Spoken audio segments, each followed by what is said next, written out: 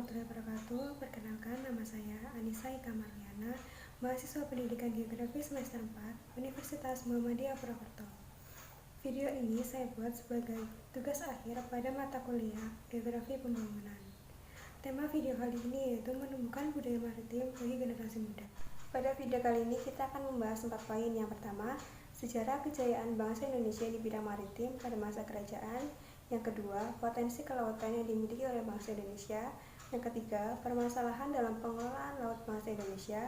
Dan yang keempat, pembangunan geomaritim bangsa Indonesia dalam rangka menjadi poros maritim dunia. Langsung saja kita bahas poin yang pertama. Poin yang pertama adalah kejayaan bangsa Indonesia di bidang maritim pada masa kerajaan. Kerajaan Nusantara dengan kultur peradaban maritim antara lain Kerajaan Kutai pada abad keempat, Kerajaan Sriwijaya pada tahun 600 sampai tahun 1000-an, Kerajaan Majapahit pada tahun 1293 sampai 1500-an, Kerajaan Ternate pada tahun 1257, Kerajaan Samudra Pasai pada tahun 1267, dan Kerajaan Demak pada tahun 1475 sampai 1548. Pada masa kerajaan, Kerajaan Sriwijaya dan Kerajaan Majapahit pada masa kemasannya memiliki adidaya karena jiwa kemaritiman yang tertanam kuat pada masyarakatnya. Yang pertama yaitu Kerajaan Kutai. Sejak Kerajaan Kutai, masyarakat Indonesia sudah memanfaatkan laut untuk kegiatan perniagaan dan pelayaran. Pada saat itu teknologi yang digunakan masih sangat sederhana, dan pada saat itu masyarakat Indonesia juga telah melaksanakan aktivitas niaga dan pelayaran antar pulau, antar kerajaan, dan bahkan ke pulau yang paling jauh yaitu Pulau Sri Lanka dan Pulau Madagaskar. Yang kedua yaitu Kerajaan Sriwijaya. Kerajaan Sriwijaya pada masa keemasannya memiliki pelabuhan internasional yang sangat besar, yang memiliki kekuasaan untuk menguasai perdagangan dan pelayaran yang ada di wilayah Indonesia bagian barat hingga semenanjung Malaya. Yang ketiga yaitu Kerajaan Majapahit. Kerajaan Majapahit pada zaman keemasannya menjadi pusat kerajaan maritim Nusantara. Pada zaman keemasannya, Majapahit berperan sebagai pelindung jalur utama perdagangan laut Nusantara dan menghindari ancaman di sepanjang jalur laut perdagangan utama di Nusantara dan wilayah sekitarnya, karena armada laut yang dimiliki Majapahit saat itu sangatlah besar. Yang terakhir yaitu Kerajaan Samudra Pasai. Kerajaan Samudra Pasai berada di wilayah barat Indonesia, yang pada saat itu Kerajaan Samudra Pasai berperan sebagai bandar pelabuhan kapal-kapal yang hendak menuju ke Nusantara ataupun sebaliknya. Poin yang kedua yaitu potensi kelautan yang dimiliki oleh bangsa Indonesia. Potensi kelautan yang dimiliki oleh bangsa Indonesia antara lain yang pertama ada potensi pariwisata, yang kedua ada potensi pengelolaan perikanan, ketiga potensi pengelolaan transportasi laut, dan yang terakhir ada potensi pengelolaan pertambangan dan energi. Yang pertama yaitu potensi pengelolaan perikanan. Laut Indonesia sangatlah kaya akan spesies ikan. Sebanyak 37% spesies ikan yang ada di dunia terdapat di Laut Indonesia. Yang kedua, potensi pengelolaan transportasi laut. Indonesia adalah negara kepulauan. Hal ini sangat penting untuk menjaga pengelolaan transportasi laut. Pengelolaan transportasi laut dilakukan untuk menjaga aksesibilitas dan keterhubungan antar pulau di Indonesia. Yang ketiga yaitu potensi pengelolaan pariwisata. Laut Indonesia sangatlah indah dan eksotis. Hal ini merupakan salah satu aset pariwisata yang dapat mendatangkan devisa bagi negara. Yang keempat yaitu potensi pengelolaan pertambangan dan energi. Laut Indonesia sangatlah kaya akan bahan tambang dan mineral. Pada wilayah pesisir dan lepas pantai menyimpan potensi minyak bumi dan gas bumi, sedangkan pada wilayah laut Indonesia menyimpan bahan mineral yang sangat besar seperti emas, perak, biji besi, dan lain sebagainya. Poin yang ketiga yaitu permasalahan yang dihadapi bangsa Indonesia dalam mengelola laut.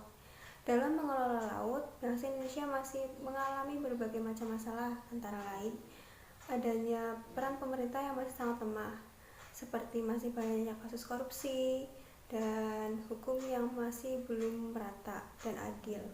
Yang kedua, masalah kependudukan. Masalah kependudukan seperti meningkatnya jumlah tenaga kerja, meningkatnya jumlah pertambahan penduduk, meningkatnya kemiskinan, dan meningkatnya jumlah kebutuhan pokok masyarakat. Yang ketiga yaitu tekanan sumber daya oleh pertumbuhan penduduk dan perkembangan wilayah. Ya, pada saat ini pertumbuhan penduduk Indonesia sangatlah tinggi. Hal ini menyebabkan meningkatnya kebutuhan bangsa Indonesia akan sumber daya alam, yang semakin meningkat dari hari ke hari. Yang keempat, meningkatnya kerusakan sumber daya lingkungan oleh manusia.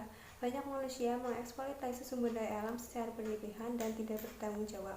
Yang kelima yaitu penerapan iptek, ilmu pengetahuan teknologi yang masih sangat kurang efektif, termasuk dengan ketersediaan sumber daya manusia yang profesional di bidang kelautan. Yang keenam, masih terjadinya pencurian ikan oleh kapal nelayan asing di Laut Indonesia. Hukum di Indonesia harus tetap ditegakkan supaya sumber daya laut Indonesia tetap lestari dan dapat dimanfaatkan oleh masyarakat Indonesia sebaik-baiknya.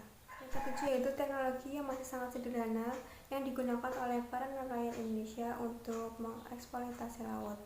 Yang terakhir, teknologi yang masih sangat sederhana untuk mengeksplorasi dan mengeksploitasi sumber daya laut yang dimiliki oleh bangsa Indonesia belum secanggih yang dimiliki oleh negara lain. Poin yang keempat yaitu program pembangunan geomaritim bangsa Indonesia dalam rangka menjadikan bangsa Indonesia sebagai poros maritim dunia. Banyak sekali upaya yang dapat dilakukan untuk membangun bangsa Indonesia yang kuat dan tangguh di bidang maritim sehingga dapat menjadikan bangsa Indonesia sebagai poros maritim dunia. Antara lain dengan upaya-upaya berikut ini. Yang pertama, adanya pemerintah untuk membentuk Menko Kemaritiman. Yang kedua yaitu pembangunan pelabuhan-pelabuhan bangsa Indonesia di wilayah yang strategis. Ya, kita dapat belajar dari apa yang dialami oleh Kerajaan Sriwijaya. Pada zaman kemasannya, Kerajaan Sriwijaya memiliki pelabuhan-pelabuhan internasional yang besar, kuat, yang berada di posisi yang strategis. Hal ini menyebabkan Kerajaan Sriwijaya dapat berkuasa di bidang perdagangan dan pelayaran laut di wilayah Indonesia bagian barat sampai dengan semenanjung Malaya. Yang ketiga yaitu pengembangan teknologi geospasial dan jaringan informasi geospasial dalam mendukung pengelolaan informasi geospasial yang dapat dimanfaatkan dalam pengelolaan lautan Indonesia. Yang keempat yaitu menegakkan peraturan-peraturan hukum yang memberikan legitimasi yang kuat kepada semua pihak yang pemangku kepentingan dalam menjalankan perannya masing-masing. Dalam hal ini, hukum memiliki peran yang sangat penting, sehingga salah satu contohnya tidak ada lagi pencurian ikan Indonesia oleh nelayan asing, sehingga laut Indonesia dapat dimanfaatkan sepenuhnya oleh bangsa Indonesia dan dapat meningkatkan kesejahteraan masyarakat Indonesia. Seperti pidato yang disampaikan oleh beliau, Bapak Presiden kita, bahwa kita telah lama memungut samudra, laut, teluk, dan selat. Maka, mulai hari ini kita kembalikan kejayaan nenek moyang bangsa Indonesia sebagai pelaut yang pemberani dan tangguh, menghadapi badai dan gelombang di atas kapal bernama Republik Indonesia. Kita sebagai generasi muda bangsa Indonesia harus peduli kepada laut Indonesia dan mencapai cita-cita Indonesia menjadi poros maritim dunia, dan juga kita tetap harus melestarikan budaya maritim bangsa Indonesia agar tetap lestari yang dapat dinikmati sampai kapanpun. Sekian video pembahasan tentang menumbuhkan budaya maritim bagi generasi muda.